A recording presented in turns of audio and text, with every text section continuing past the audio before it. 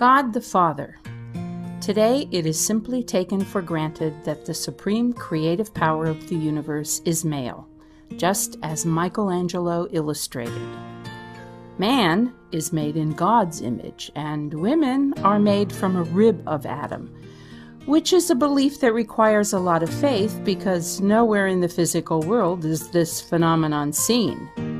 It is women who give birth, but the idea that God may be feminine is, in some circles, heresy. In the 60s and 70s, women began making inroads into academia, and their research of early civilizations subsequently challenged this very male view of religion. Scholars began publishing books uncovering the history of the divine feminine. Most controversial was Lithuanian-born Marija Gimbutys. As professor of European archaeology at UCLA, and after she had written more than a dozen books on the Bronze Age, she authored several groundbreaking books on Neolithic Old Europe and their gods and goddesses. The goddess hypothesis suggests that before today's patriarchal monotheists, there were polytheists, like the Greeks and Romans, who believed that divinity was represented both as gods and goddesses. And prior to the Greeks and Romans, Neolithic people apparently believed that the divine creative force was primarily feminine, as evidenced by the fact that at the beginning of nearly every civilization, the predominant images were small statues of women made of clay, stone, and ivory. Sitting proudly with their hands on their hips and sporting crowns, these were women of stature, not women as chattel. Gimbutys wrote that these early societies may have been matrilineal, egalitarian, cooperative communities who honored the sacredness of the feminine, but indeed not to the exclusion of the masculine. Furthermore, she believed that in many ways the Neolithic was just a continuation of the earlier Paleolithic. I wanted to see all these figures together in one place to make a better assessment, so I made a goddess timeline. Many timelines visually distort time by elongating some eras and minimizing others. I divided time into equal 1,000 years segments, beginning at 30,000 BC and ending at 2000 AD. I painted a nice background and researched all the archaeological images from different civilizations. I then positioned them at their proper places in time. There were so many I had to create side pages for Old Europe, Egypt, and Mesopotamia. On the main page, reading left to right, I have placed the different countries and locations, and at the bottom are the different eras.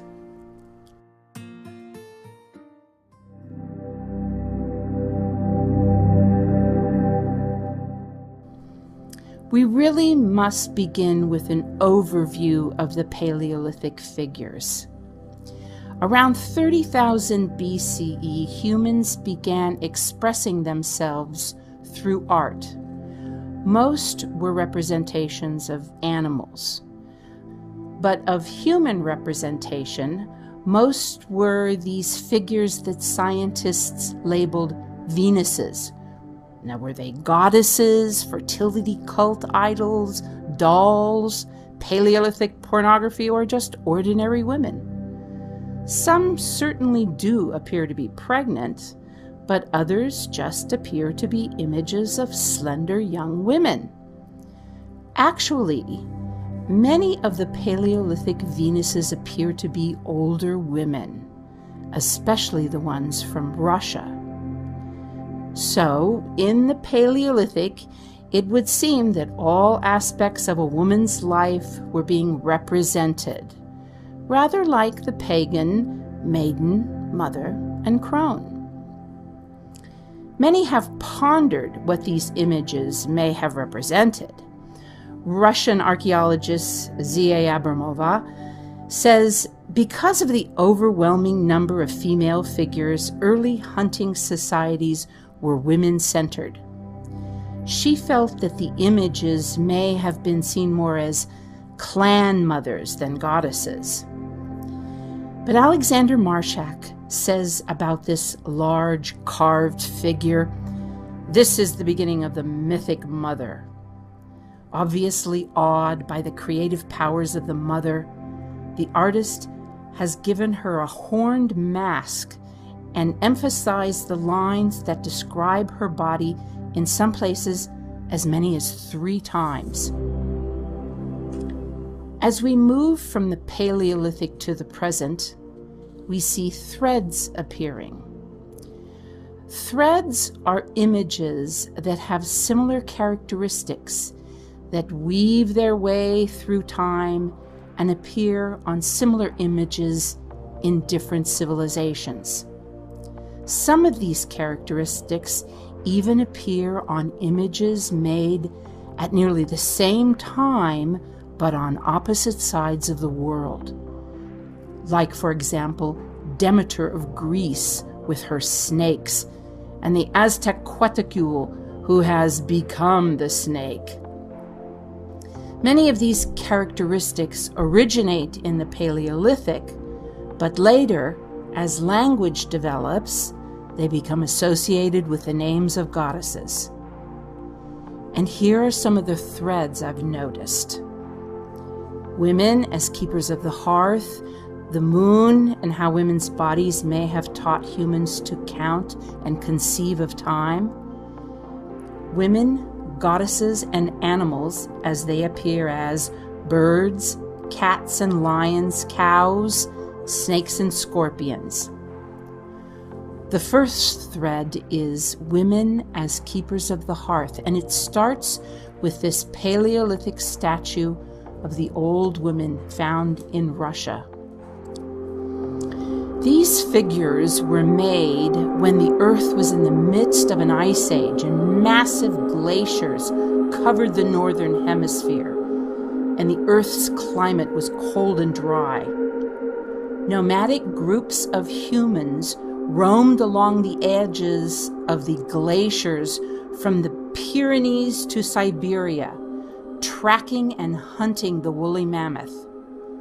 The Russian settlements of Kostenki and Avdivo gave archaeologists a rare opportunity to find a collection of these figures in situ, complete with contextual information. These people constructed pit huts and houses made of mammoth bone. Inside, ritualistically buried in storage pits, constructed like smaller houses, and subsequently near the hearths, were small figures of old women, their breasts and bellies sagging from childbirth and age. Some were even buried together.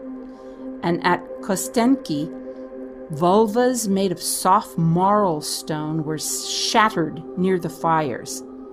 These old women seemed to be staking their claim to hearth and home. In this century, when ethnographers began recording the cultures of the indigenous tribes of Russia, they found that they lived much like their Paleolithic ancestors. Could they give us clues to the meaning of these figures? In the Evanek tribe, the oldest and most widespread word for shaman was utanja. It refers to women shaman, fire women, and women of the hearth. In the Tungus tribe, they believe that the spirit of the hearth takes the form of a clever old woman whose portrait is stored in each tent, and the Samoyeds refer to the fire as Old Grandmother Fire, guardian of the tent. In Old Europe, Yugoslavia, around 5500 BC, the thread continues with this statue I call Lady of the House. Similar shrine models were found buried under temples. In this particular one, her neck and head become the chimney. The roof, her shoulders, which is adorned with a necklace. She has literally become the sacred hearth, home, and temple. On the Eurasian steppes around 600 BC, the Sarmatians, who would later blend with the Scythians, buried their dead in mounds called kurgans. Archaeologist Janine Davis Kimball found that the central burial figures often were hearth women, gives further credence to the speculation that they were a matriarchal society. Later, in Greece, round temples, mimicking the shape of the hearth, were built to the goddess Hestia. These were important temples. They were considered the hearth and the heart of the community, where individual citizens could rekindle their own home fires. Later, the Romans renamed her Vesta, and the Vestal Virgins were responsible for keeping the fires alive on pain of death. The thread ends when the Romans invade Britain and bring their gods and goddesses to mingle with the indigenous deities. This image may be Bridget, the goddess of the hearth. So, we start with a small, humble figure ritually buried in hearth and home, which finally flowers into an institution honoring a feminine characteristic as sacred, hence the goddess. The moon and how women's bodies may have taught humans to count and conceive of time. Alexander Marshak says, humans began charting and recording the movements of the moon as early as the Paleolithic. He studied notches made on early pieces of ivory and bone and found that they seemed to coincide with phases of the moon. In many indigenous cultures, women live collectively, which brings about menstrual synchrony. This is when women's menses become synchronized with each other and to the rhythm of the moon. Paleo-Siberian tribal women were the keepers of the moon calendars, and they could accurately track the duration of pregnancy. Some moon calendars used counting sticks. And Marshak directs our attention to these notched sticks, which have feminine characteristics. He believes that the notches represented counting, and the pendants were probably worn by women who identified with the fact that their bodies counted and marked time. Next is the Venus of La Salle, who holds a crescent horn notched 13 times, the same number of moons in a lunar year. 13 is also the day of a woman's cycle when she can become pregnant. Her other hand rests on her swelling belly. The knowledge of how to count and track the duration of a pregnancy using the cycles of the moon would be invaluable to Paleolithic women because it could facilitate the planning and survival of Paleolithic women during the arduous journey into childbirth. Scientists say that La Salle was a ceremonial site. Was it also a meeting place for women to learn this knowledge? This thread continues to the island of Malta, 4000 BC, where exists one of the first stone temples ever built, and it's built in the shape of a woman's body which tells time. At the summer and winter solstice and the spring and autumn equinox, the sun's rays enter through the goddess's vulva and registers on the back walls. This temple is one of the world's first astronomical calendars. Also found at Malta is this statue of a woman in the birthing position with 9 marks on her back, which is the same number of moons during a human pregnancy. Similar sorts of earth structures are found from this megalithic big stone period. This one is found in Ireland at Newgrange, where the sun's rays penetrate the darkness of this womb tomb on the winter solstice. Today, there is a renewed interest in trying to understand the meaning of these large megaliths. At any rate, this thread starts with a small feminine counting stick and ends with huge megalithic structures built to honor the feminine body as a way of counting time. Women goddesses as animals. Moving through the images of the goddess, we find her depicted with animals, particularly birds, lions and cats, cows, snakes and scorpions. Birds. Some say that this Paleolithic wall carving could be the first time the feminine is mixed with a hint of bird.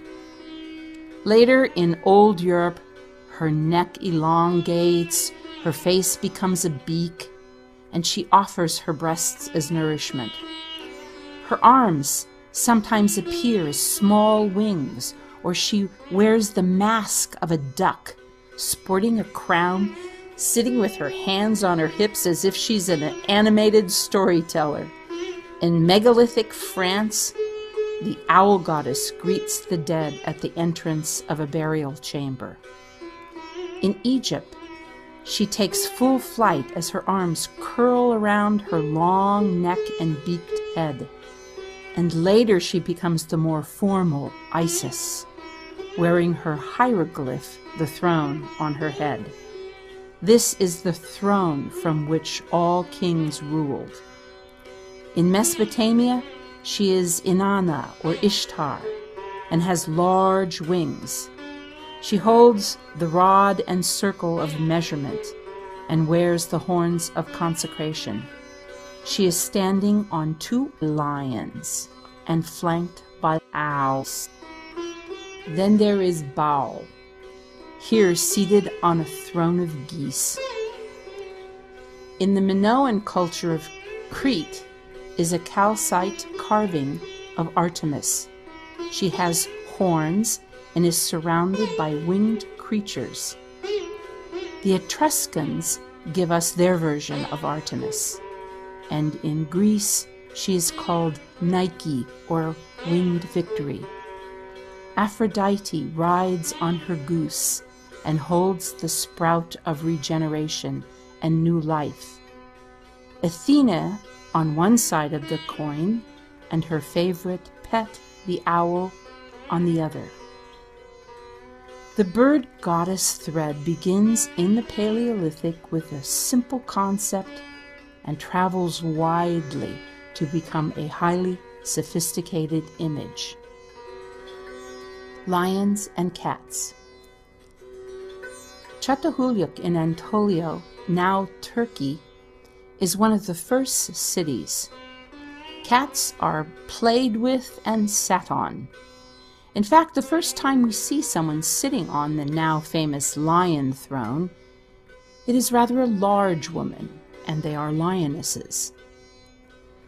In the land of Canaan, the priestesses of Ishtar wore necklaces bearing her image, shown here holding gazelles and snakes while standing on a lion. In Egypt, the lion goddess, Sekhmet, is seated on a throne. Her smaller counterpart, the goddess Bast, is shown as a woman with a cat's head, kittens at her feet, playing a sistrum, or she is simply a cat, complete with earrings and necklaces. In India, the goddess Durga, with 10 arms, masters the technique of riding a lion while battling her enemies. And in Greece, Sibyl continues the tradition of the lion throne, but now they appear to have manes. Cows. One of the earliest pieces of artwork is found in France, at Cheval Cave, from around 30,000 BC. The feminine is entwined with a lioness and a cow. It is hard to discern whether the cow is male or female, since both have horns. In Mesopotamia, Inanna and Ishtar's headdress is adorned with divine horns, as is her male consorts. In Egypt, Hathor is represented 2 ways: as a woman with a headdress of horns which holds the sun, or simply as a cow. The Minoan civilization on the island of Crete displays the sacred horns of consecration, and increasingly horns become associated with male power.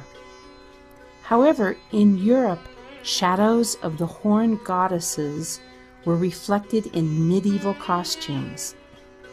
In later textiles of Greece and the Balkans, historian Mary B. Kelly shows how the women still embroidered the old designs of Lady of the Beasts and the horned goddesses of the Tree of Life.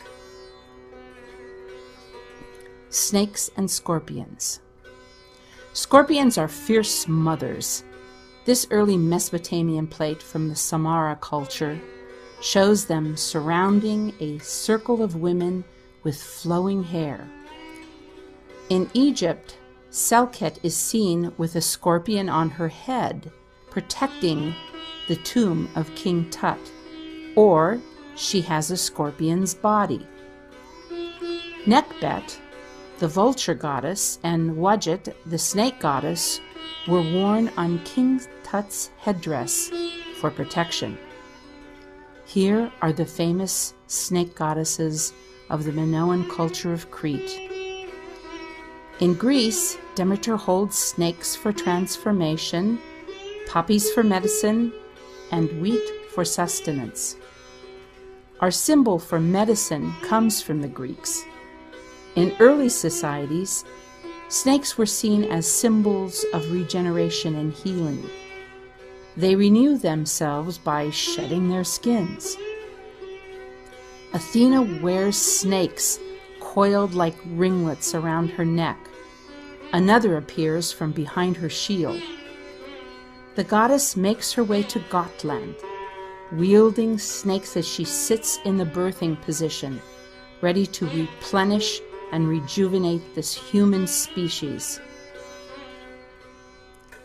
The Aztec snake-headed Quetzalcoatl is called the Mother of the Gods, and Exchel, the goddess of childbirth and medicine, wears a snake as a headdress.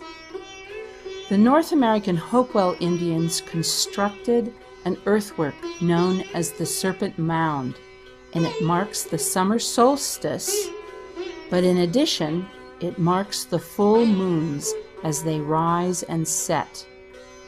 Were they marking times for human conception? Was there a connection with their southern Aztec neighbors and Exchel and her snake? But the meaning of the snake would change. And why? And where is the goddess now?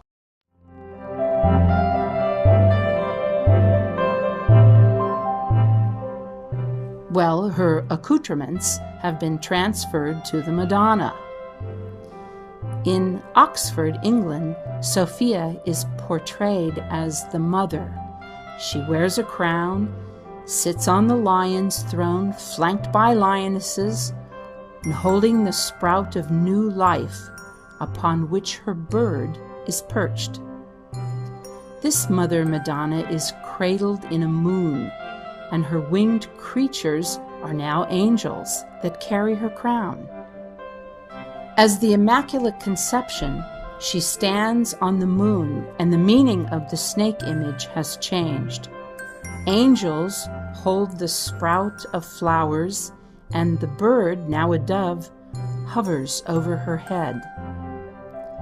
Ian Begg, in The Cult of the Black Virgin, states that at the time of the Crusades, original pagan statues were brought back from the East by returning warriors, and they were seen as Madonnas.